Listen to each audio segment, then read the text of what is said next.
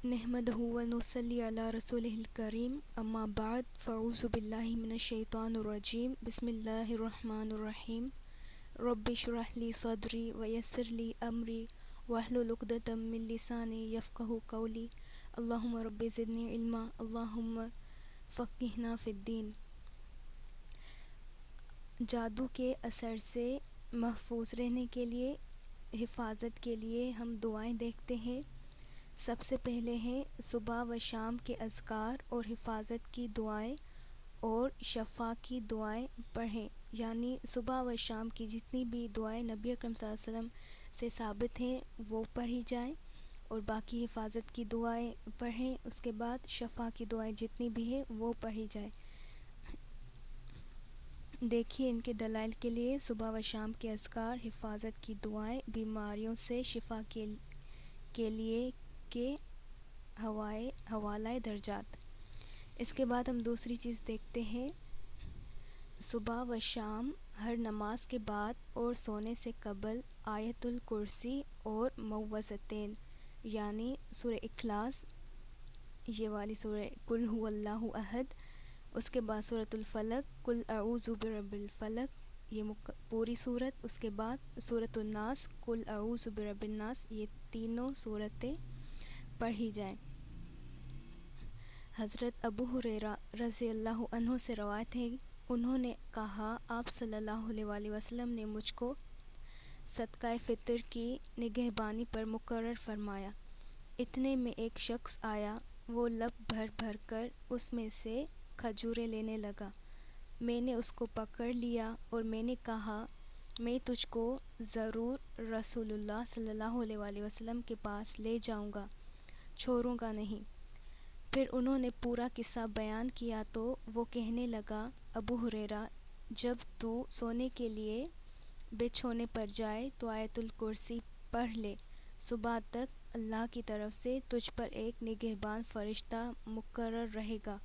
اور تیرے پاس شیطان نہ پھٹکنے پائے گا۔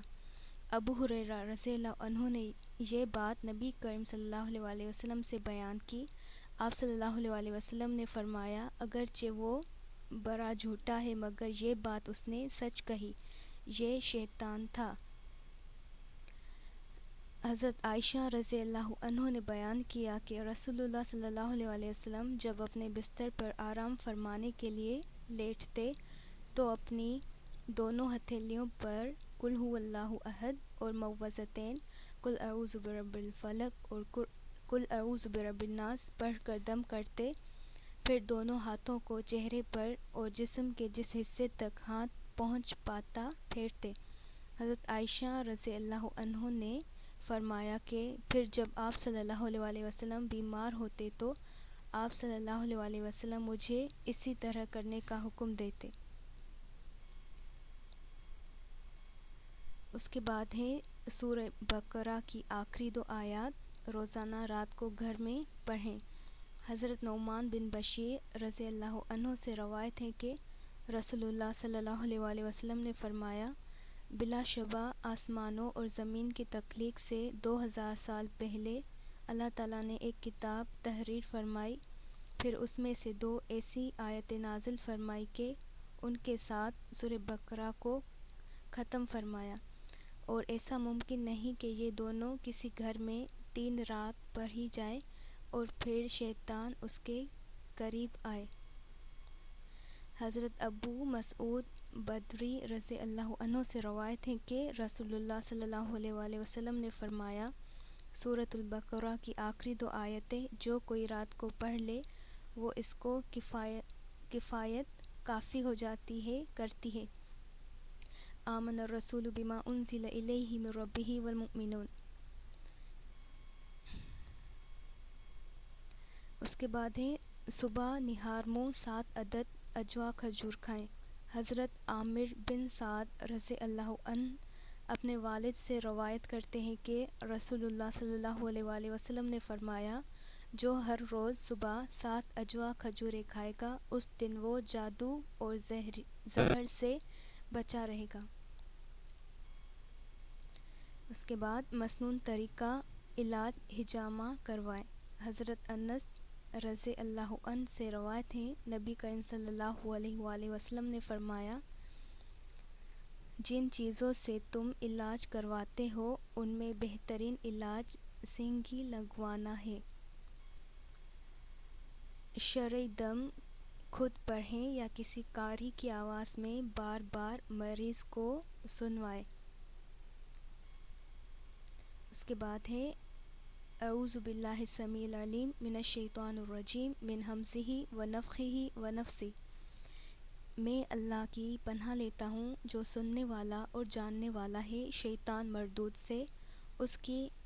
اکساہٹ، اس کی پھونک اور اس کے وسوسے سے۔ یہ دعا 3 بار پڑھی جائے۔ حضرت ابو سعید خدری رضی اللہ عنہ بیان کرتے ہیں کہ رسول اللہ صلی اللہ علیہ وآلہ وسلم جب رات کو قیام فرماتے تو تکبیر کہتے، پھر یوں کہتے، سبحانک اللہم و بحمدک و تبارک اسمک و تعالی جدک و لا الہ غیرک، پھر کہتے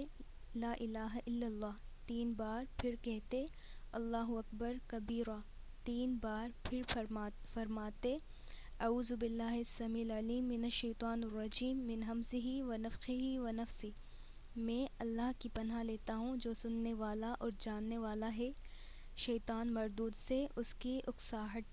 اس کی پھونک، اس کے وسوسے سے۔ اس کے بعد آپ صلی اللہ علیہ وسلم قرأت فرماتے۔ 8ویں چیز دیکھتے ہیں، یہ والی دعا پڑھی جائے، اعوذ باللہ العلیم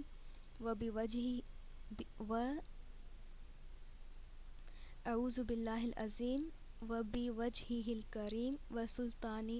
القدیم من الشیطان الرجیم، میں عظمت والے اللہ کی پناہ لیتا ہوں، اس کے عزت والے چہرے، اس کی ازلی بادشاہت کے ساتھ شیطان مردود سے۔ حضرت حیوت بن شریح کہتے ہیں کہ میں عقبہ بن مسلم سے ملا اور ان سے کہا کہ مجھے یہ بات پہنچی ہے کہ آپ عبداللہ بن عمر بن عاص رضی اللہ عنہ کی سند سے نبی کریم صلی اللہ علیہ وسلم سے بیان کرتے ہیں کہ آپ صلی اللہ علیہ وآلہ وسلم جب مسجد میں داخل ہوتے تو کہا کرتے، اعوذ باللہ العظیم و بوجہہ الکریم و سلطانہ القدیم من الشیطان الرجیم،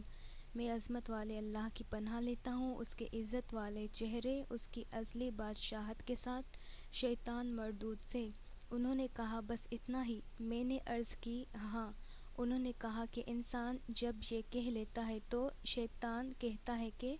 آج سارے دن کے لیے یہ مجھ سے محفوظ ہو گیا۔ ماشاءاللہ۔ آخری چیز دیکھتے ہیں، لا الہ الا اللہ وحدہ لا شریک لہ لہ الملک و لہ الحمد وہو علی کل شیء قدیر، اللہ کے سوا کوئی معبود نہیں، وہ اکیلا ہے، اس کا کوئی شریک نہیں، اسی کے لیے بادشاہت ہے اور اسی کے لیے سب تعریف ہیں اور وہ ہر چیز پر قدرت رکھنے والا ہے۔ یہ دن میں 100 مرتبہ کہا جائے۔ حضرت ابو ہریرہ رضی اللہ عنہ سے روایت ہے کہ رسول اللہ صلی اللہ علیہ وآلہ وسلم نے فرمایا، جس نے ایک دن میں 100 مرتبہ لا الہ الا اللہ وحدہ لا شریک لہ لہ الملک و لہ الحمد وہو علی کل شیء قدیر، اللہ کے سوا کوئی معبود نہیں، وہ اکیلا ہے، اس کا کوئی شریک نہیں، اسی کے لیے بادشاہت ہے اور اسی کے لیے سب تعریف ہیں اور وہ ہر چیز پر قدرت رکھنے والا ہے، تو اس کو 10 غلام آزاد کرنے کا ثواب ملے گا اور اس کے لیے 100 نیکیاں لکھی جائیں گی اور اس کی 100 برائیاں معاف ہوں گی، اور اس دن شام تک وہ شیطان کے شر سے محفوظ رہے گا، اور روز قیامت سے افضل عمل کوئی نہ لائے گا مگر وہ شخص جس نے اس سے زیادہ بار یہی کہا ہوگا، اور جس نے دن میں 100 مرتبہ کہا سبحان اللہ و بحمدہ، تو اس کی خطائیں معاف کر دی جائیں گی، خواہ وہ سمندر کی جھاگ کے برابر کیوں نہ ہو۔ جزاکم اللہ خیرا کثیرا فی الدنیا والآخرہ و احسن الجزاء۔